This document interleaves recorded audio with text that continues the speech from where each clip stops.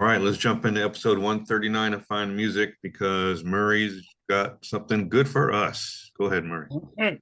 Well, I am going to kind of indulge a bit and talk about another one of my friends because I have a lot of really talented friends. But this is someone who I think certainly deserves the attention that I'm going to attempt to bring. First, I'll show you the T-shirt. It's there. That's the T-shirt I have of her, which actually goes with a really um, different album of hers. But her name's Brenda Carsey. She's a LA native.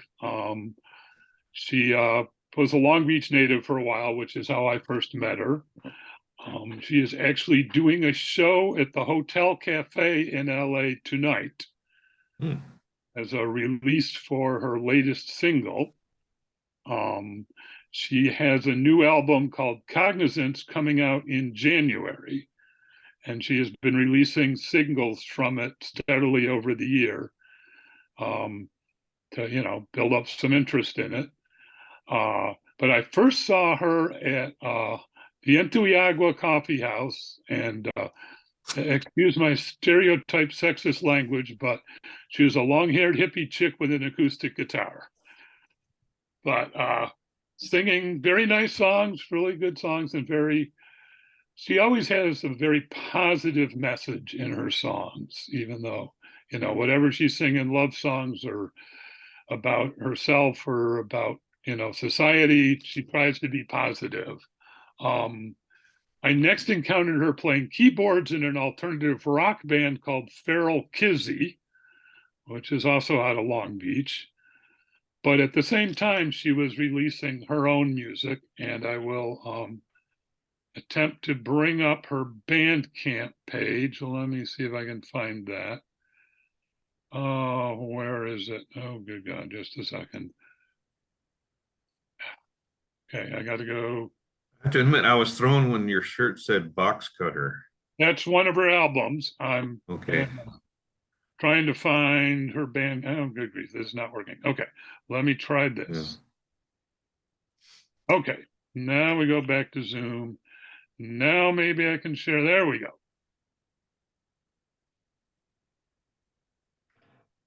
Okay, so this is her Bandcamp page.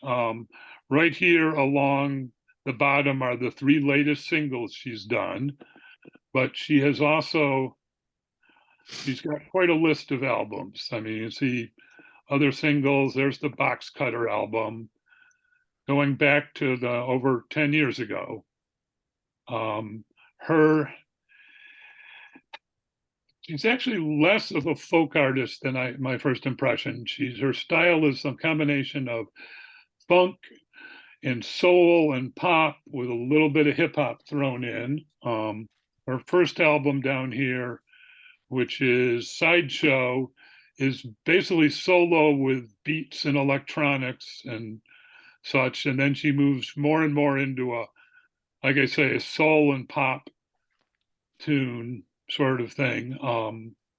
Very, very pleasant. And again, just she talks a lot about self-care and preserving your own thing, like here we go, just trying to do my thing, and solitary refinement about, taking care of yourself. She has a beautiful voice. Don heard a little bit of it before we got in, and works with a variety of musicians. The Box Cutter album was what she put out during COVID, when she basically could not go out and play with other musicians. So it's a very aggressive electronic kind of almost noise album with songs dealing with the crisis of COVID and like I say, being shut off by herself. But now she's back into, once again, much more positive, pleasant, enjoyable, but very deep feeling. And now I want to play, if I can, if this will let me. Okay, I think I have to stop share and change the window. Back to share. I'm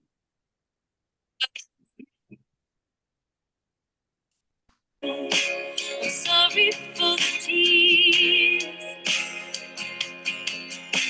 Okay. I'm sorry for So the this tears is her I latest cried. video. I think this is just amazing. Such a lovely thing. You mean the world to me. Oh Lord, please help me to change. I'm a lost soul and I don't want to get stuck upon this train. She'll let you go past 30 seconds. Yeah. Yeah, I'm sure she will. Oh boy, now I'm really, come on. Okay, there we go. Do that. And then we got to go back. Okay, there we are. Anyway, I think you got the idea. She has the entire video. She has this paint that has been poured over her, and then they run it reverse. So the paint is slowly lifting off of her head and body.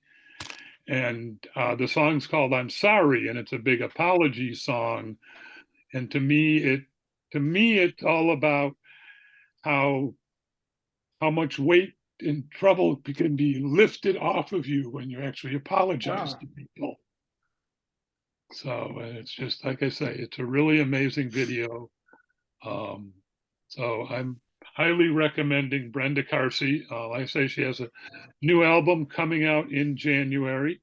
She's at the Hotel Cafe in LA tonight, and she runs an open mic at Highland Bowl in Highland Park every Tuesday night. So plenty of opportunities to go see her. And as you can see, she's got a lot of material on Bandcamp. So there we go. That's my recommendation for the week. Great. Wow. Yeah, she is, again, for lack of a better term, she sounds contemporary. I mean, it's a good sound. Yes, yes. Kind of Yes. reminds me a little bit maybe of Kirsty McCall, Okay. Yeah. I think. Yeah. Yeah.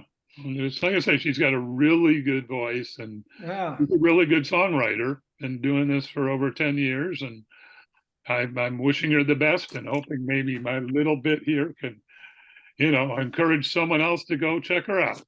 Yeah. And those are not just empty words, because Murray got a comment from the act he just covered, right? They were thanking you for putting them in the light. So that was a nice thing to do. Yeah. Thank you, Murray. Actually, are people out there paying attention to some degree? Yeah. Hey, there's something new about us. Let's go check it out. Yeah, right. Thank you again. Okay.